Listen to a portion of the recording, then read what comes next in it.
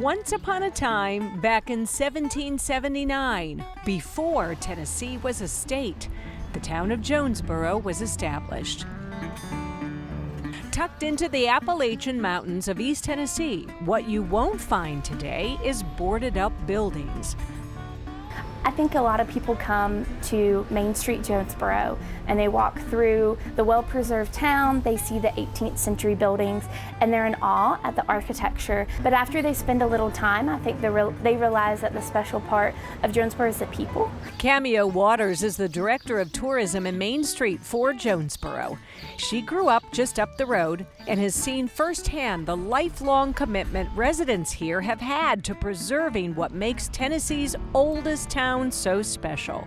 In the 70s, when downtowns really started to die down, people moved to shopping malls. Jonesborough's community members decided they didn't want that to happen. So for us, we were about 20 years ahead of that national movement. Of all the events Jonesborough hosts, and there are many, the granddaddy of them all is the National Storytelling Festival. Held the first weekend of October, it draws thousands of people from all over the world. This is one of the oldest mountain ranges in the world. This is the oldest town in Tennessee. And storytelling is the world's oldest art form. And what Jonesborough has done over many, many years has cultivated a tradition that's so important to this region, to these mountains, to the ways of life. Kieran Saran, president of the International Storytelling Center, says the festival started in 1973 by a school teacher named Jimmy Neal Smith. It was part of the folk revival movement, so there was folk festivals happening across the country, and the word spread. Now, this is before the internet.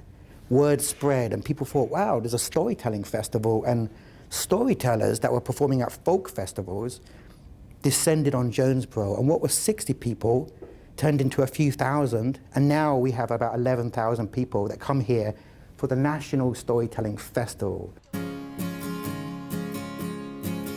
There are unique places to stay, like the historic Eureka Inn, currently under renovation and for sale. The Butterfly Cottage, private and quaint, sits on the first plot ever recorded in Jonesborough. The historic Stone Cellar Suite offers a private stay on the lower level of one of the town's oldest homes. Though people don't stay here anymore, the famous Chester Inn is where we met Ann Mason. She knows this town's history. She gives tours and is the executive director of the Heritage Alliance. So this is the parlor room. This is where guests came and they checked in, and this is where you spent your time. Today, the Chester Inn is a state historic site and museum, the oldest commercial building in town. We definitely have had famous people stay here. John Sevier, which is Tennessee's first governor, all three of Tennessee's presidents, Jackson, Johnson, and Polk, stayed here. Jackson probably has the most colorful history here. He was staying at the Chester Inn one time when there was a fire in town, and he had to come out and help fight the fire. Most sources say he was still in his nightshirt. All along Main Street, which sits on the National Register of Historic Places, architecture buffs will revel in the many styles on display. It's a living timeline, with buildings from the 1700s through the 21st century. A modern distillery sits where the old salt house was, making bourbon, barrel-aged beer, and other spirits. The building dates back to the Civil War. There are so many old things in the town of Jonesborough, including this elevator in the Tennessee Hills Distillery. In fact, it's believed this might be the first elevator in the state of Tennessee. Used to be hand cranked. It's now been mechanized, obviously, and still works to this day. Lots to eat here, too. We stopped in at the Main Street Cafe and Catering.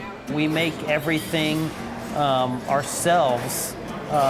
We grind our own hamburger, we cook it to order, we make our own chicken salad, we make our sauce for the potato salad and the dressings and everything, the quiche, the pie, the cookies. Zach Jenkins' parents started this restaurant in 1987. Zach and his wife now run it.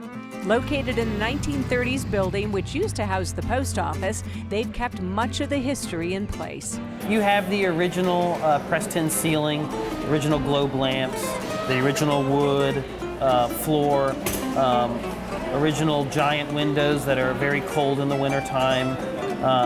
and we still use a boiler for our radiator system. The cafe is known for its chicken salad. The Beverly salad is named after Zach's mom. The homemade Thousand Island dressing named after his dad Herman. It makes the Reuben sandwich a top seller too. Then there are the events. Every holiday offers something special. The Farm to Table dinner features a harvest table 3 blocks long, serving up food that comes from within 100 miles of the town. The Boone Street Market, a year-round farmers market, is gorgeous. And for the kids, the nearby Wetlands Water Park offers a cool escape in the summer. When a place is made up of thousands of stories like Jonesborough is, it's hard to sum it up in just one for TV. Maybe the best idea is for you to visit yourself and tell your own story.